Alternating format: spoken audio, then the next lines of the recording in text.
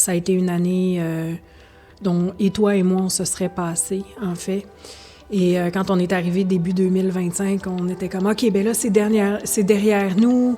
Notre mot d'ordre, c'est la Sainte Paix. Tu sais, c'est vraiment ça qu'on commandait. Puis finalement, c'est pas vraiment ça qu'on a vécu.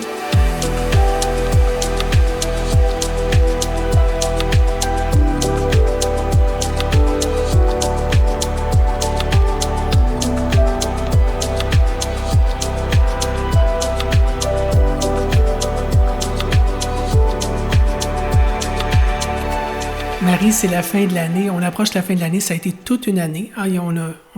Comme d'habitude, on n'a pas de répit. C'est toujours extrêmement excitant, challengeant.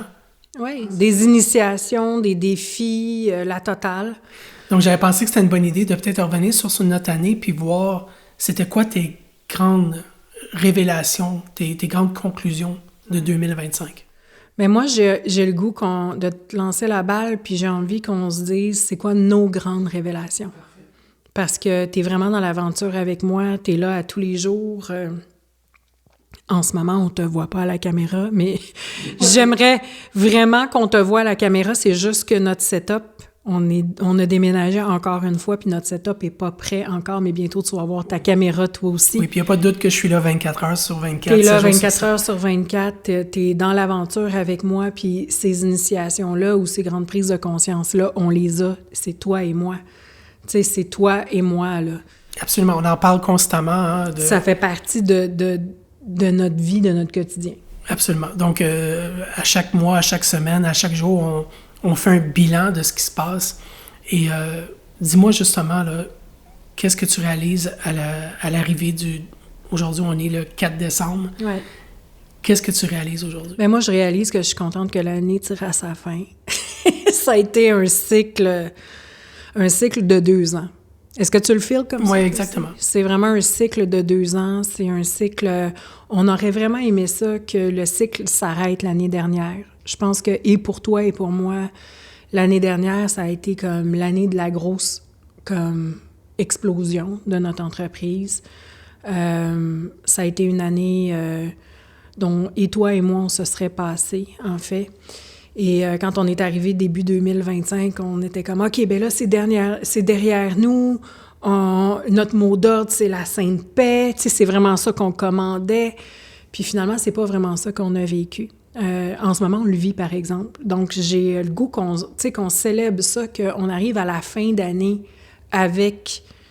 on arrive à la fin de l'année plus léger, avec vraiment plein de gratitude, la foi, on est heureux aussi. Tu sais, on retrouve la joie d'avoir cette entreprise-là. On l'avait perdue pendant un bout de temps tous les deux. Puis, je pense qu'on arrive à la fin de l'année en se disant « mission accomplie ». OK? Ce qu'on ne pouvait pas nécessairement dire encore l'année dernière, à la fin de l'année dernière. Mais là, on se dit « mission accomplie ». La grande explosion a eu lieu en 2024. Cette année, ça a été une année de reconstruction massive et d'énormément d'apprentissage aussi. Et fait que je suis bien contente, mais moi, je suis bien contente aussi que l'année sous le signe du serpent, parce que c'est une année serpent dans l'astrologie chinoise. Est-ce que tu savais ça? Non, je savais pas. C'est serpent, c'est... Tu sais que mes connaissances d'astrologie... L'astrologie chinoise, c'est une année du serpent, puis c'est la 9e année qui boucle un cycle de 9 ans. Donc, on commence en année 1 dans l'astrologie, dans le signe du cheval, qui est mon signe natal, fait que je suis bien contente.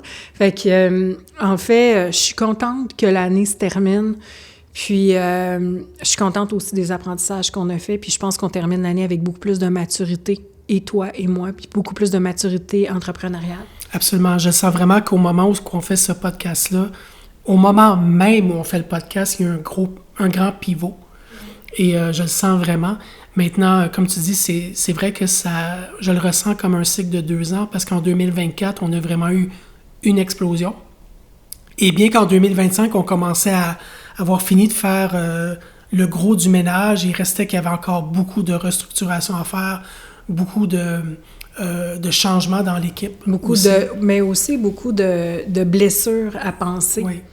Je pense que tous les deux, on était traumatisés à la fin 2024. Tous les deux, on avait vécu des grands traumatismes de l'année 2024. on s'est ramassé plus rien. Hein. On avait une maison vide, on vivait dans une maison vide avec un matelas par terre, avec notre famille, puis on n'a jamais arrêté de s'aimer une minute. Ah, jamais, jamais. Ça n'a jamais été en doute ou en question. Et ce que je peux dire de 2024, en fait, moi, ma plus grande fierté, c'est que jamais on n'a pas payé l'équipe. Tu comprends ce que je veux dire? C'est comme peu importe ce qu'on vivait, peu importe si on n'avait plus rien, jamais on a manqué à nos engagements. Et cette année-là a été extrêmement challengeante parce qu'on est passé vraiment d'un succès phénoménal à plus rien. OK? Oui, disons-le, on avait un dépôt pour acheter une maison, hein, on l'avait plus, le dépôt. On n'avait plus rien, là. Hein, puis une grosse maison. Fait que...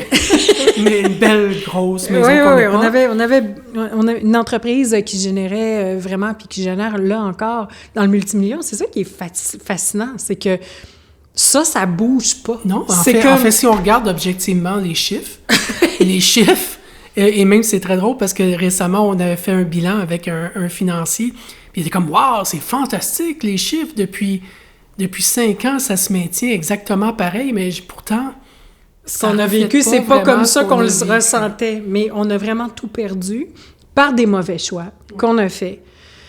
Par l'embauche de certaines personnes, qu'on nommera pas maintenant, mais par l'embauche, puis de personnes qui n'étaient pas des entrepreneurs et qu'on a mis dans des postures d'autorité très importantes dans l'entreprise. Oui, des gros salaires. Des très gros salaires pour tenir l'entreprise. Oui, parce que disons-le, ça allait bien, mais toi, tu commençais à être fatigué. Moi, je commençais à vraiment être fatiguée.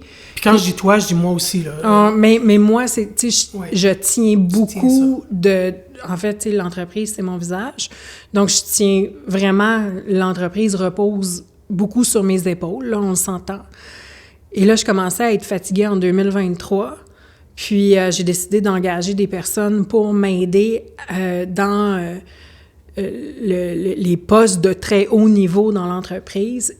Mais ce que je ne savais pas en ce moment-là, c'est que les choix que j'avais faits venaient de mes blessures, venaient d'un espace de dévalorisation où est-ce que je pensais que finalement, je n'avais pas ce qu'il fallait pour amener mon entreprise, par exemple, à 10 millions, que je n'avais pas les connaissances, que je n'avais pas le leadership.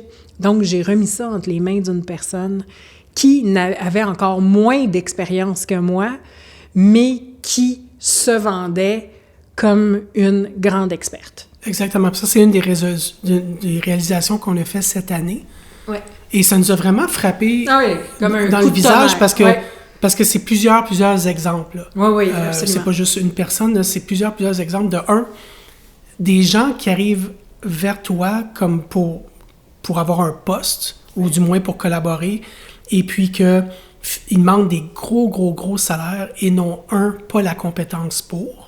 Donc ça c'est... Non, ils n'ont pas la compétence du poste pour lequel ils postulent. Non, exactement. Donc non seulement ils n'ont pas la compétence, mais ils se oversell, c'est-à-dire qu'ils mettent le gros prix sur leur tête, bien qu'ils ne sont pas capables de livrer. Donc ça, c'est une première chose. Mais ils ne sont pas capables de livrer bien souvent, puis là, je ne sais pas si tu es d'accord avec moi, parce qu'ils n'ont pas marché le chemin eux-mêmes. Mais c'est exactement à ça que je m'en venais de dire, c'est que en ce moment, il y a des coachs et des gens autour du marché du coaching qui disent pouvoir faire de l'hypercroissance pour les entrepreneurs, pour faire exploser leurs revenus, pour faire exploser leur compagnie, pour leur faire 4-5 fois le chiffre, mais ils l'ont même pas fait pour eux. Non. C'est-à-dire qu'il y a des coachs qui donnent des conseils en ce moment d'entrepreneurs qui ne sont même pas des entrepreneurs. Qui n'ont pas réussi à le faire pour eux-mêmes. Pour eux-mêmes, c'est-à-dire qu'ils se promènent de coach en coach. Ouais. OK? Ils le font...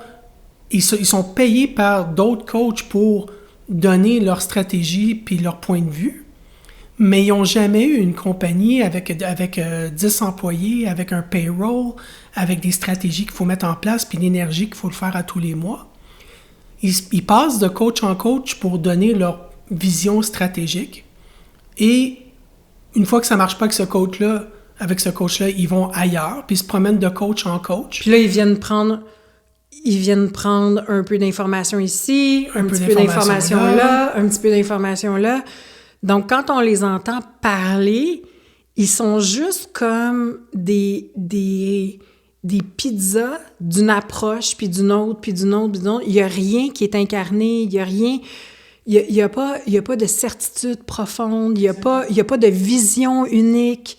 C'est juste des morceaux récupérés à gauche et à droite, mais ils ne l'ont pas vécu, ils ne l'ont pas incarné, ils n'ont pas réussi à avoir de succès. Et si tu leur demandes la question qui tue, combien toi t'as réussi à générer avec ton entreprise en tant qu'entrepreneur, ils l'ont pas fait. Ils l'ont pas fait.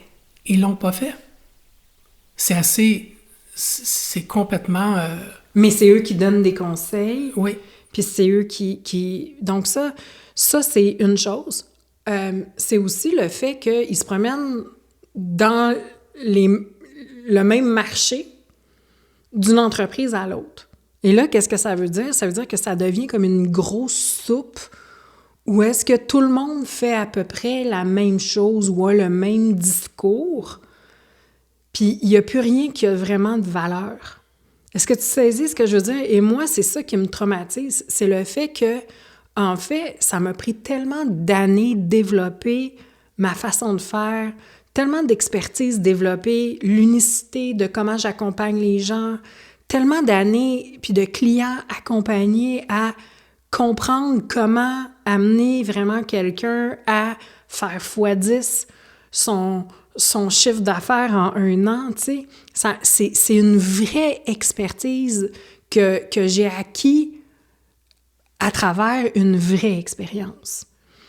Mais tu le fais pour toi. Mais je le fais pour moi aussi. En plus de le faire pour les clientes. Absolument. Une fois que tu as terminé avec les clientes, on se retourne vers notre entreprise et on maintient le multimillion. Puis, beau temps, mauvais temps, on paye une équipe qui peut varier de 5 à 20 personnes en tout moment. C'est ça. Et qu'on deal avec les conséquences d'avoir des équipes aussi. Exactement. Et tu le fais, donc, tu peux vraiment dire que ton... C'est incarné, c'est vrai, c'est des vrais succès, c'est mes chiffres. J'ai vraiment réussi à faire ça. J'ai créé des vrais produits qui sont uniques sur le marché. Tu sais, pour moi, cette business-là, c'est une œuvre d'art. Tu sais, c'est de l'art, c'est mon art. Puis sauf que là, avec tout le roulement des gens qui rentrent et qui sortent de l'entreprise, ce que tu constates, c'est que tu te fais malheureusement diluer. Exactement. Parce que là, à ce moment-là, tous les gens rentrent par la porte, sortent par l'autre porte, absorbe ce que tu as à offrir, absorbe tes mots, absorbe tes façons de mais faire. ils l'absorbent de façon rationnelle, attention. Oui, puis ils les régurgitent après. Puis ils vont le régurgiter, ils vont régurgiter mes mots, ils vont dire mes affaires, mais si je les écoute parler, puis c'est comme, mais c'est mes mots, mais il n'y a rien en dessous. Tu sais, c'est un peu comme quand on fait écrire quelque chose à ChatGPT, c'est des super beaux mots, mais c'est robotique, il n'y a rien d'incarné, il n'y a rien de vrai. Mais c'est ça, pour moi, en fait, tu sais, toi, tu dis, c'est tellement... comment, tu sais, quand il y a un père et une fille, c'est incestueux. C'est incestueux, oui. C'est très incestueux. C'est-à-dire que le marché, en ce moment, tu dis, ah oui, ben je connais cette coach-là, elle a été coachée un peu pour elle, elle est passée par là. Puis moi, il est comme, ah oui, ce vendeur-là, ce setter-là, il a fait un peu d'elle, il fait un peu d'elle, il est passé là, ça n'a pas bien été. Là, ça n'a pas bien été que cette coach-là s'est rendue. Mais nous, il reste que toi, ce que tu offres comme accompagnement, que ce soit Phoenix ou tout ce qui est entrepreneurial, ça a été bâti de toutes pièces, brique par brique, expérience par expérience, avec quoi, 25 ans de formation en PNL, de pratique. en non, coaching mais relationnel. Aussi de pratique, professionnelle. Puis après ça, bien, comme j'ai dit, une fois que tu l'as fait avec tes clients, on passe le reste de nos 7 jours, semaine, 24 heures sur 24 à construire notre entreprise, à passer à travers les beaux temps, mauvais temps, à soutenir cette équipe-là, que comme tu dis, que ça allait bien ou mal, on a toujours payé rubis sur ongle. Mais normalement, moi, je veux dire, dans mes valeurs, si quelqu'un travaille pour moi, je vais le payer. Absolument. On n'a jamais manqué à ça. Tu comprends ce que je veux dire? Si quelqu'un travaille pour moi, je vais le payer. Mais là, la grande réalisation de 2025, si on veut, c'est que oui, ça a explosé en 2024. Il a fallu faire le gros ménage, là, comme la sauce à spaghetti était partout sur les murs. On a pris la mop. Mais il y avait encore beaucoup, beaucoup à faire en termes de notre réalisation qu'il fallait qu'on réduise l'équipe. Ouais. Parce que tout ce mouvement-là, cette année, si on veut, c'est que le gros de nos efforts et le gros de notre argent a été à gérer les gens qui rentrent puis qui sortent, à les former sur des mois, Après les avoir formés pendant des mois, ben ils laissent leur emploi ou ils quittent à tout bout de champ parce que, bon, eux, ils ont le goût de partir leurs choses, ils ont le goût de partir leurs trucs, ou, bon, il y a quelque chose qu'ils n'ont pas aimé, fait qu'ils sont déjà partis. Donc, on a passé l'année à gérer, des gens des arrivées, des départs. Des crises, hein, des gens qui rentrent, qui font une tempête, qui partent dans 3 mois, puis à gérer beaucoup, beaucoup d'instabilité. Puis là, on a dit, ben écoute... Mais beaucoup de personnes aussi qui s'étaient vendus comme des experts, mais que finalement, je veux dire, je pense que notre fils est plus expert qu'eux. Notre fils de 10 ans est plus expert qu'eux, là. Donc, il en entend beaucoup parler. Non, mais exactement. Mais c'est ça aussi. Puis les gens qui veulent des titres, tu sais, les gens, ils veulent un titre, puis c'est important pour eux le titre, parce que quand tu as le titre, tu as un plus gros salaire, mais tu n'as pas l'expertise pour avoir ce titre-là. Donc, ça a été beaucoup ça. Puis, tu sais, aujourd'hui, en masterclass, qu'est-ce que je disais aux filles? Je disais, à chaque fois que vous embauchez une personne, dites-vous que vous avez 100 000 d'investissement à faire sur cette personne-là. OK? La réalité, là, puis c'est ça que j'ai vécu, là, puis tu as vécu ça aussi. À chaque fois qu'on a embauché des personnes cette année, ça nous a coûté 100 000, soit les former, soit défaire les erreurs qu'ils faisaient, parce que quand quelqu'un arrive puis la personne est pleine de bonnes intentions, et comme tu sais, l'enfer est pavé de bonnes intentions, la personne va faire des erreurs, là, il faut réparer les erreurs, là, il faut... Au bout de la ligne, là, chaque personne de notre équipe, là, puis ça, il faut y penser, nous coûte 100 000 d'investissement. Fait que quand tu engages une personne, pose-toi la question, est-ce que j'ai le goût d'investir 100 000 dans cette personne-là? Puis mon Dieu, que les gens qu'on engage n'ont pas cette compréhension-là que quand tu rentres dans mon entreprise, c'est parce que je suis en train de mettre sur la table que je vais investir 100 000 pour toi. Non seulement je vais te payer, non seulement je vais t'aider, c'est moi qui va te rapporter de l'argent, dans le sens où est-ce que tu travailles pour moi, tu vas avoir un salaire, moi je te paye, je prends la pression sur mes épaules de ton salaire, je m'assure de te payer à temps, je tiens mon engagement, je suis là pour toi, je vais te former, je vais être là pour t'entendre si tu vis des choses. OK? Mais cette personne-là comprend pas l'investissement de ma part sur elle. C'est comme, ben moi, dans 3 mois, je peux changer d'idée puis aller ailleurs. Tu sais, il n'y a pas cette conscience-là que c'est une petite entreprise, puis qu'à chaque fois qu'il y a une personne qui rentre, ça coûte 100 000, puis à chaque fois qu'il y a une personne qui part, puis qu'on doit remplacer cette personne-là, il faut rembaucher une autre personne, puis c'est un autre 100 000. Oui, puis c'est ça que je te disais que cette semaine que je réalisais que ben là, tu parles d'argent, mais on parle aussi de cœur, on parle d'émotion, on parle de temps. Oui, puis de santé mentale. De santé mentale. Donc, je te disais... Combien de dimanches on a passé inquiet parce qu'une personne était incongruente, puis disait quelque chose à moi, disait quelque chose d'autre à un autre membre de l'équipe. Moi, me disait « Ah, je suis totalement dans la mission! » Puis après ça, il y a l'autre membre de l'équipe qui m'arrive « Ouais, est-ce que tu as parlé parce que là, son engagement est instable, puis là, j'aimerais ça planifier mes affaires, est-ce que sa charge de travail s'en vient vers moi? » C'est comme « Mais oui, mais je viens d'avoir une conversation avec cette personne-là. Hier, elle me disait qu'elle était all-in dans la mission. » Puis aujourd'hui, elle veut partir de sa propre entreprise, puis c'est la veille du lancement. C'est la veille du lancement. Ouais. Ou encore... On dirait qu'on a juste fait ça dans les derniers mois. Puis c'est ça que je te disais, c'est dommage parce que quand on regarde les chiffres, hein, ça va bien. Ça va bien, mais on a l'impression que ça va tellement mal parce que émotionnellement, au niveau du temps, au niveau de l'argent, c'était tellement drainant d'avoir du roulement dans l'équipe comme ça. Et on est venu à la conclusion, regarde, on fait ça le plus petit possible. Ouais. C'est qui les véritables piliers, c'est qui les véritables experts de cette entreprise-là? Oui, puis okay. Aussi les véritables, tu sais, les guerriers de cœur, j'ai envie de dire. Ceux-là, puis moi, c'est ça que je pense.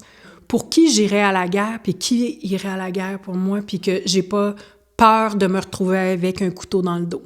Ça, c'est rare.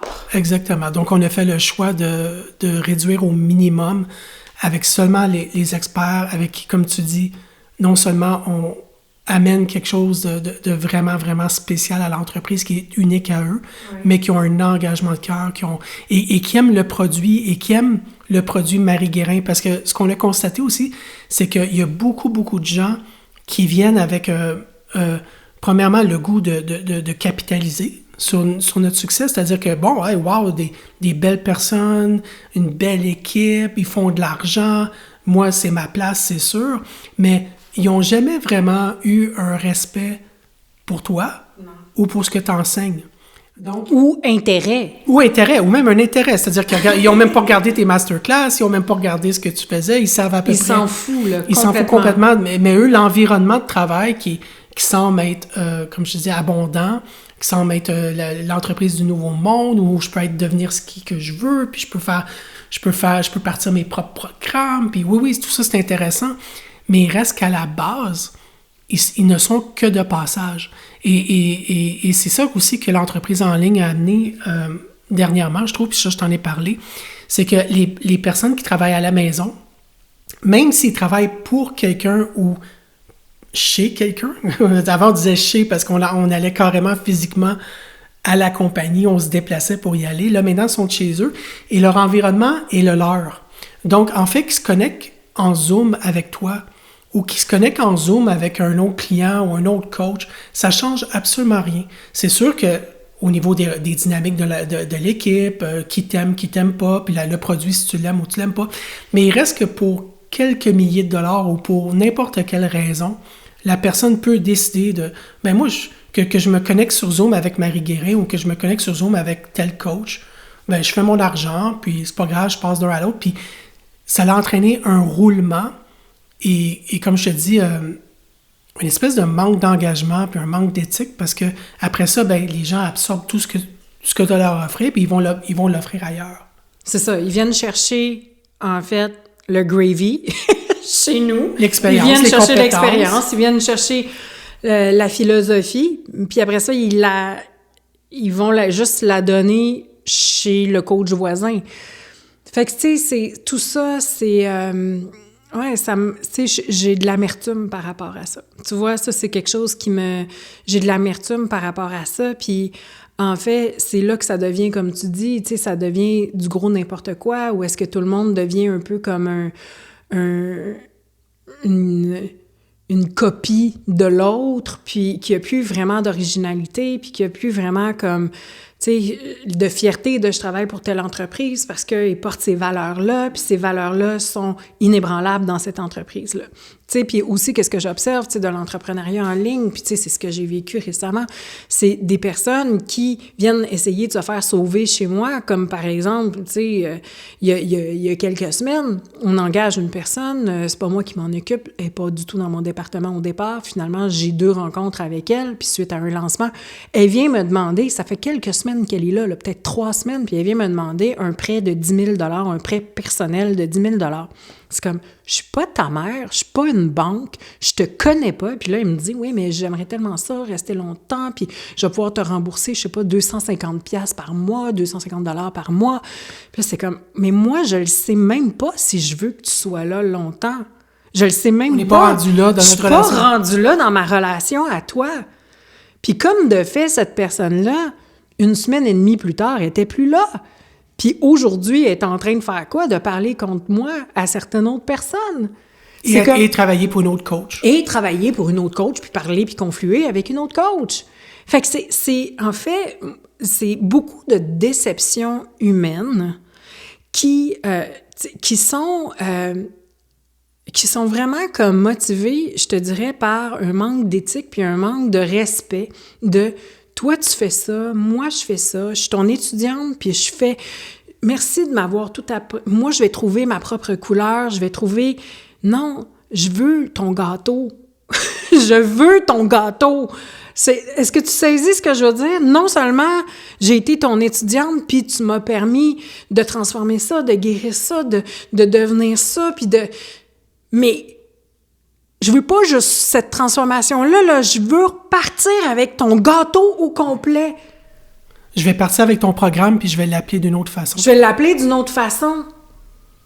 Puis je vais... Ou encore, des membres de notre équipe, carrément, on a des membres de notre équipe qui étaient là depuis des années. Puis c'est comme... Ils s'en vont avec notre produit faire exactement la même chose dans une autre entreprise. Mais à quoi tu penses? Des années, là. On parle, ça fait des années. Je connais tes enfants. On est partis en voyage 2 fois ensemble. C'est comme... Oui, une semaine après, carrément. Même pas! On était en CC dans un courriel avec une cliente, un email.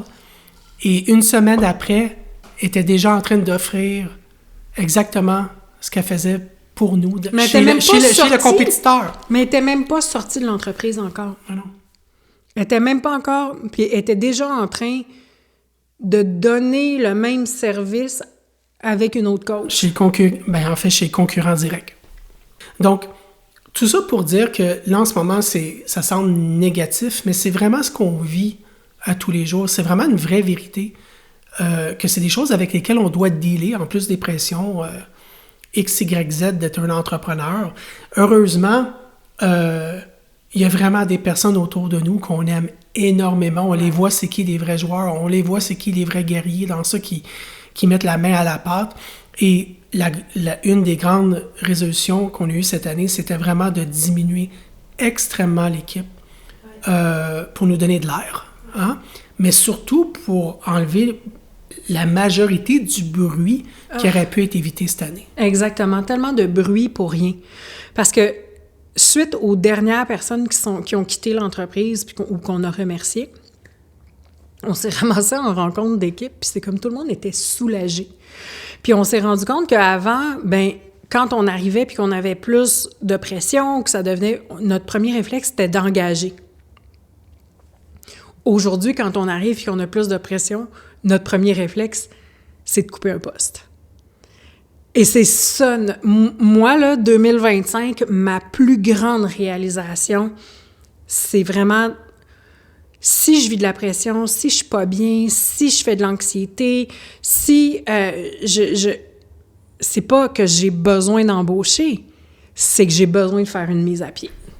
Oui, parce que souvent, quand on parle d'hypercroissance, on pense à l'hypercroissance ou à une compagnie qui va mieux ou qui va très bien.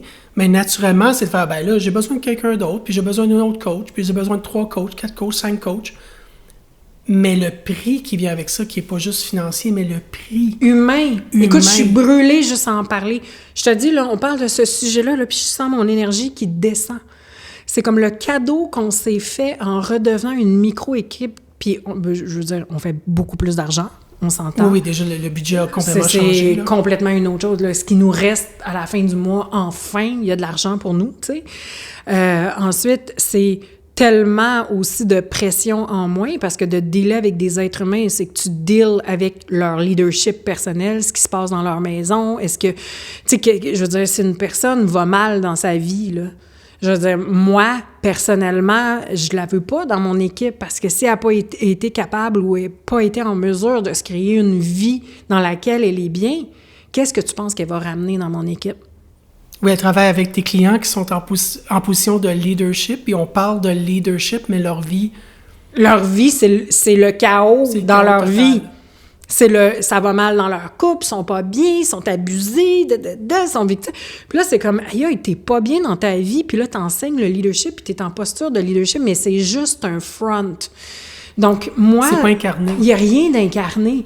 Puis je veux dire, le soulagement que ça a créé à toute l'équipe de faire ce grand ménage-là, puis de juste ouvrir les portes pour que tous les serpents sortent, parce que c'est vraiment ça, hein, l'année sous le signe du serpent.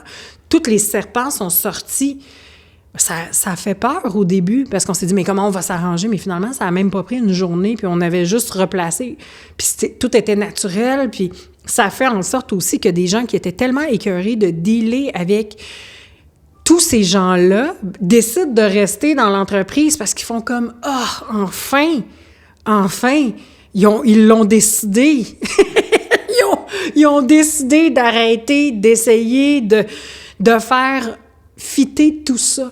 Tu sais, quand ça n'était pas un match. Exactement. Fait que, tu sais, ça a fait en sorte qu'on a, tu sais, notre équipe, là, c'est tellement beau ce qui se passe, puis c'est tellement motivant, puis c'est tellement léger. Moi, ça me permet de retomber vraiment en amour avec mon entreprise. Je sais pas si tu ressens ça aussi, tu sais. Fait que je te dirais que ça, c'est ma plus grande prise de conscience de 2025. Parfait. Puis toi? En fait, on est vraiment dans les mêmes termes, c'est-à-dire que le thème, c'est l'engagement. Je le vois aussi avec les clients. Les clients, ils prennent des coachings de 10 mois, 12 mois, 6 mois, mais après 3 mois, ou dès que ça va un peu mal, ou dès que... Ils veulent partir en vacances. Ils veulent partir en vacances, puis là, ils arrêtent de payer. Ils veulent prendre des vacances. C'est là que, finalement, ils décident que, finalement, c'est pas pour moi, puis je suis un peu déçue, puis là, puis là, ça revire contre toi. Puis là, ils trouvent des raisons pour lesquelles... Mais dis-le donc, tu veux prendre des vacances, puis arrêter tes paiements. Ah! Tu veux? Dis donc la vérité! C'est comme, dis la vérité. Tu sais, des clientes qui, finalement, tu t'annonces un changement dans un programme, sont comme les premières à faire comme « Yes, c'est extraordinaire, j'aime le changement! » Puis là, à la minute où est-ce qu'elle veut prendre la personne veut s'en aller, puis elle doit briser son engagement ou son contrat, c'est parce que tu as fait ce changement-là. C'est comme « Hey, assume donc! Peux-tu dire la vérité? » Nomme les vraies choses. Puis à partir de ça, on va vraiment pouvoir faire une entente qui est juste. On va vraiment pouvoir se parler. Ou encore les clients victimes à qui on a avancé, on a travaillé pour eux, puis là, ils décident finalement, j'ai pas aimé mon accompagnement. Hey, on t'a déjà donné les services, on t'a rendu service. Puis là, qu'est-ce qu'on voit? Boum! La personne refuse de payer ce qu'elle nous doit. Mais nous, notre équipe, on l'a payé. Les gens, on a payé. Si tu achètes un divan là, pour ta maison, il faut que tu le payes. Mais on dirait que parce que c'est un service comme du vent, les gens oublient. Puis c'est drôle parce que sur le marché, les personnes avec qui sont en arrêt de paiement, ce que j'apprends ensuite par derrière, c'est que c'est ça leur réputation sur le marché. C'est ça qu'ils font à de multiples entrepreneurs. C'est des personnes qui ne paient pas, puis c'est des non-payeurs sériels. Ça se dit-tu? C'est comme des couch surfers du coaching. Ils passent d'un coach à l'autre. Mais ils payent pas. Puis là, ils sont victimes, puis là, ils ont vécu ça, puis là, ça a été ça. Mais ils sont reconnus comme ça sur le marché. Comment t'appelles ça? Des serials? Des serials... Comment? Je sais pas que j'ai dit. Non-payeur? Mais oui, effectivement. Mais tout ça, c'est pas juste pour vanter, là. C'est pas juste pour... Mais ça fait du bien. Mais ça fait du bien, c'est sûr. Mais en fait, ça revient à l'engagement, ça revient à la noblesse. À la noblesse de cœur. Ça revient... à l'éthique. Ça revient ça revient à l'honnêteté. Et ça, en ce moment, c'est très flaky, c'est très sketchy. Oui, des gens... Non, mais Martin, des gens, là, qui s'auto-proclament des grands leaders de conscience, qui partent comme des serpents puis comme des rats. Moi, je me rappelle très bien, il y a 2 ans, on avait fait tout un exercice on n'avait même pas à faire parce qu'on les connaît, nos valeurs, là, mais on avait fait tout un exercice de charte de valeurs de l'entreprise pour toutes les nouvelles personnes qui allaient arriver. Oui, puis pour créer du momentum. Mais c'est pas nous qui voulions faire cet exercice-là. Non, puis parce qu'on les connaît, nos valeurs. Puis on les incarne. On voulait faire ils voulaient faire un PowerPoint, puis vraiment mettre ces valeurs-là, puis puis s'assurer que toutes les prochaines personnes allaient être au courant de nos valeurs, mais ils sont pas capables de les mettre en application. Ça reste un PowerPoint. On a fait notre charte de valeurs sur un PowerPoint et on aurait beau les mettre dans la poubelle. Ça n'a été absolument pas appliqué, 2 mois plus tard, la personne qui était à la tête de cette idée-là était en train de copier mon lancement dans le groupe d'un autre entrepreneur à un tel point que c'était du plagiat qu'il y a des gens qui disaient « Ben oui, mais j'ai vu ça chez Marie Guérin il y a 2 mois. Il me semble que c'est la même photo, c'est les mêmes exercices, c'est le même... » Non. C'est comme... Dis donc la vérité! T'as beau écrire sur le PowerPoint que ta valeur, c'est l'honnêteté, la communication. La personne, 2 jours après, elle conflue avec tout le monde. Elle parle contre tout le monde. Elle parle contre moi, elle parle aux contre autres toi employés. En catimini dans des rencontres privées avec les autres membres de l'équipe pour confluer. C'est ridicule. C'est ridicule à quel point les gens n'ont pas de base ou de fondation. Ah, je solide. sais. Ça en est décourageant. C'est pour ça que quand on a des membres de l'équipe qui sont extraordinaires, puis gardons-les, formons-les, aimons-les. Tu saisis ce que je veux dire, parce que moi, ça m'a vraiment même fait douter de ma valeur fondamentale, que mon équipe, c'est comme une famille. Puis pour moi, c'est vrai, c'est ça. Pour moi, mon équipe, tu sais, il y a quelque chose de très... On est petit, c'est une petite équipe, on s'aime les uns les autres, on prend soin les uns des autres. Tu sais, on porte les valeurs de la vérité. C'est comme, moi, je m'attends à ce que si une personne de l'équipe est pas contente puis vit des choses avec moi, qu'elle vienne me les dire à moi, que je vais pas l'entendre à partir de la bouche d'une autre personne de l'équipe. Ça fait partie des valeurs fondamentales de mon entreprise, tu sais. Fait que l'idée, là, c'est vraiment de quand t'as ces joueurs-là, là, qui aiment ton entreprise comme si c'était la leur, qui la considèrent comme si c'est la leur, qui sont là à côté de toi, qui sont droits, là, qui sont droits, des êtres humains droits et valeureux, là, ça ne court pas les rues. Et c'est vraiment ça qu'on veut dans son entreprise, parce que même si, tu sais, ça commence toujours par des grands coups de foudre, là. Ah oui, tu sais, ces personnes-là, là, ils mettent sur un piédestal. J'ai jamais vu ça. C'est la meilleure chose. C'est la leader de l'année. Ton leadership me fait tellement évoluer et grandir. C'est la meilleure chose depuis le pain tranché. Je suis la fin du monde, là. Puis c'est fou parce que aussi haut ils m'ont mis sur un piédestal puis qui ont fait mon éloge, aussi bas je vais tomber dans un trou comme de quoi je suis la pire leader, je suis comme ci, je suis comme ça. Puis là c'est comme mais qu'est-ce qui s'est passé entre les deux? Vraiment, mais qu'est-ce qui s'est passé entre les deux? Parce que à mon sens, j'ai pas changé, là. Non. Je pense que t'es pas mal prévisible. Je suis assez prévisible comme personne, là. Je suis la même personne. Qu'est-ce qui s'est passé entre les deux? Est-ce que ton ego a été froissé? Est-ce que tu t'es rendu compte que finalement, t'avais peut-être à travailler sur toi, puis qu'il y a des choses que je t'ai dit qui n'ont pas fait ton affaire? Au début, tu m'admirais donc pour ma capacité à voir et à nommer, puis tu trouvais ça inspirant, mais là, maintenant que ça te demande de faire un vrai travail personnel, moins drôle. Maintenant qu'on a dévoilé que peut-être que tu n'avais pas les compétences pour le poste sur lequel tu t'es vendu. Exactement. Ben là, au lieu de le voir, de le retravailler puis s'adapter, ben là, on claque la porte. Claque la porte, puis je m'en vais travailler avec une de tes clientes. Non, mais tu sais, tu comprends ce que je veux dire? C'est comme... Puis c'est beaucoup de bruit, beaucoup de drame, beaucoup de mouvement. J'en veux plus. Donc, est-ce qu'on s'entend pour dire que notre grande conclusion de 2025, c'est vraiment... Keep it short, keep it simple. De less is more, exactement. Less is more. Et puis, revenir à une équipe beaucoup plus petite, mais très efficace. Avec des valeurs de cœur qui sont véritablement incarnées, puis non pas juste des concepts que j'ai compris. Oui, c'est pas juste quelque chose qui est alléchant, mais quelque chose qui est mis en pratique. Ouais. Parfait. C'est ça qu'on a à dire aujourd'hui. C'est ça qu'on avait à dire aujourd'hui. Je t'aime. Je t'aime aussi, puis j'ai hâte de commencer 2026 avec toi parce que ça s'annonce pour être fantastique. Ah oui. Vraiment. Là, on est déjà dedans, là. C'est déjà l'abondance, c'est déjà la prospérité, c'est déjà la joie, c'est déjà... C'est fun, j'ai hâte au party de Noël. On va avoir un beau Noël. Ouais, vraiment. Vraiment. Je t'aime. Moi aussi. Merci pour tout. Merci d'être là. Merci d'exister. Merci à toi. Mm-hmm.